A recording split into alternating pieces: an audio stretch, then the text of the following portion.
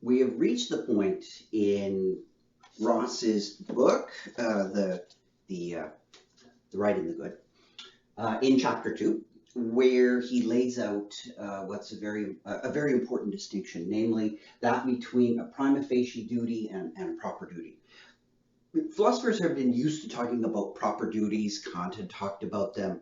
Um, he talked about them in terms of perfect and imperfect duties. So it's not the case that Ross was the first one to recognize distinctions within the concept of duty. However, what Ross was trying to do was avoid the standard clash of duties problem. When you think duties are all really absolute ones, like tell the truth and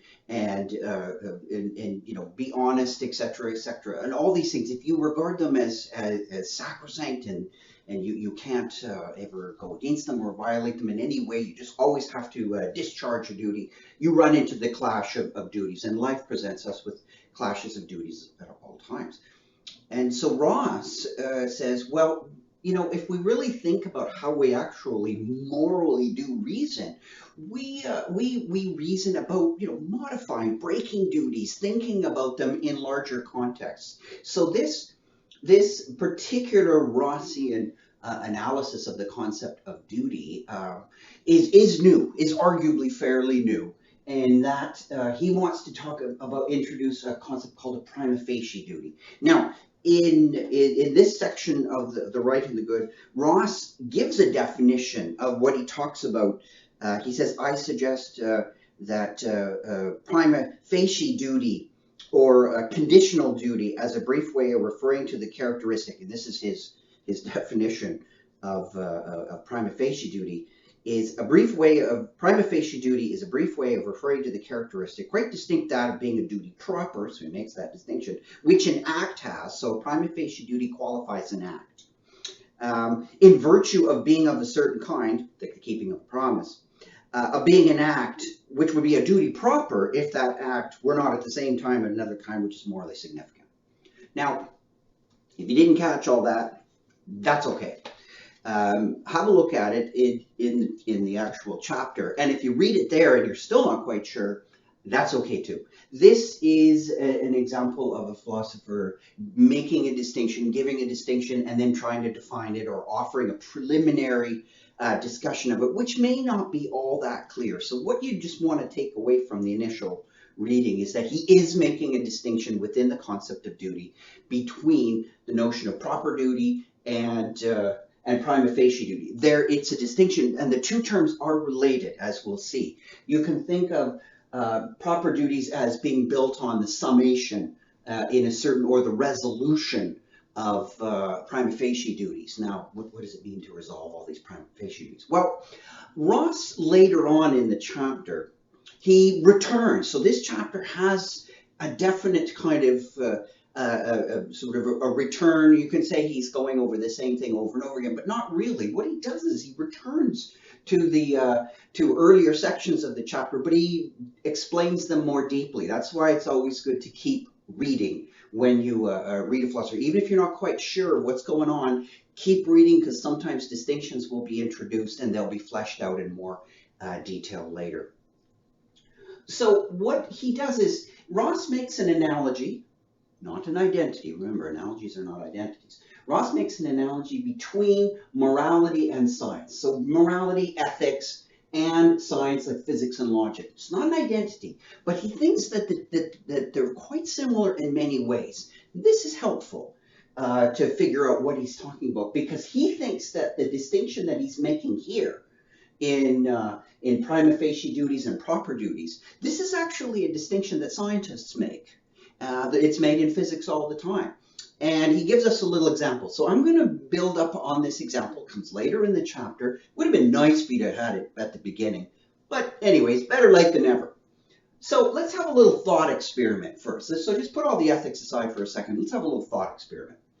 Imagine out in space, right? It's a thought experiment. Imagine out in space you have a small metal sphere, this little guy here, that's not too far away from, don't worry too much about distances or whatever, but it's not too far away from a much, much, much, much larger sphere. Okay, so this is like a little tiny metal ball, and this is a large metal sphere.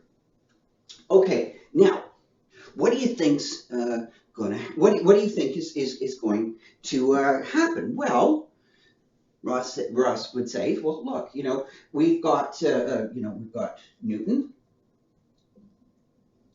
and he has his laws of gravity. So what does Newton's law of gravity say? Well, everything attracts each other with, and he lays it out in an equation, so we don't have to worry about that. Basically, Newton tells us that there's an attraction that pulls the ball this way, the little one towards the big one, and for every Newton's, remember his third law, for every action, there's an opposite and equal. So there's a force of attraction, and I'm indicating it by these two little arrows here. And the arrows basically point in opposite directions, but they're of equal size. So this little guy pulls on the big guy, and the big guy pulls on the little guy.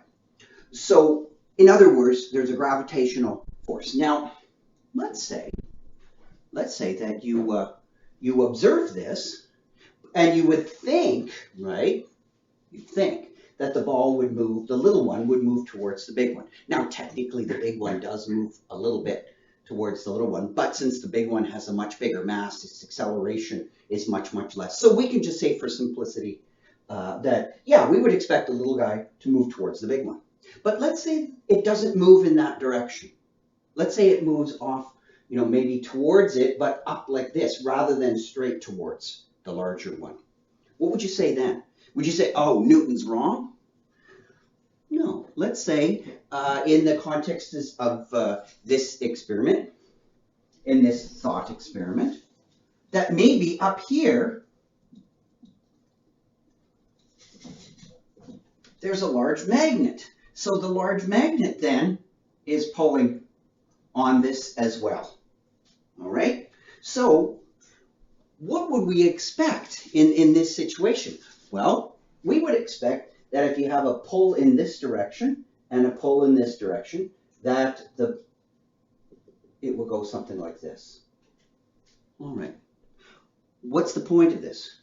Well, Newton, his laws still hold, even though the small sphere did not move exactly in accordance with the law of gravity, right? Because the law of gravity predicted that the little sphere would move directly towards the large one, but it didn't. But you say, oh, wait a second. Well, that's because there was a magnet over here, and you have to take that into account.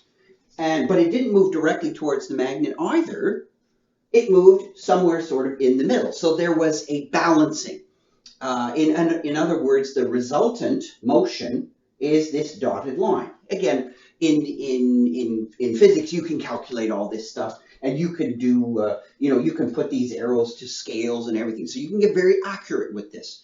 But the point is that you have forces pulling in different directions, and they are, shall we say, there's a resultant where you add up all these forces, and there's ways to do this.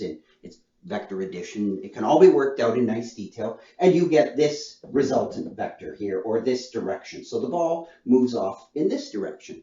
Okay, so this is the idea that different forces can pull in different directions, and you get a result that has to put all the forces together, and that will tell you the direction that the small sphere moves. Now, just because the little sphere, didn't move exactly the way Newton's laws predicted, that doesn't mean Newton's wrong, right? Of course not.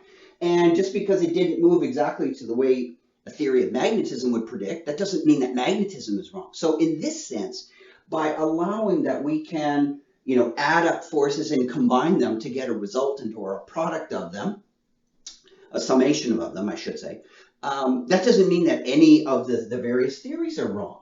So, in other words, to bring it closer to ethics, that doesn't mean that any of the principles here or the principles here are wrong. So, why not bring this idea of different principles into ethics, right? You have a different principle of telling the truth, being honest and paying your debts, keeping your promises, being kind. These would be like principles analogous to these kinds of principles that you find yourself in a given situation where there's a bunch of principles pulling on you, just like there are different physical laws pulling on this small sphere. So in that sense, Ross says, well, we can be moral absolutists. We can talk about principles of duty, right? And even though they can clash, we can still talk about them in terms of resolution, like we can in physics.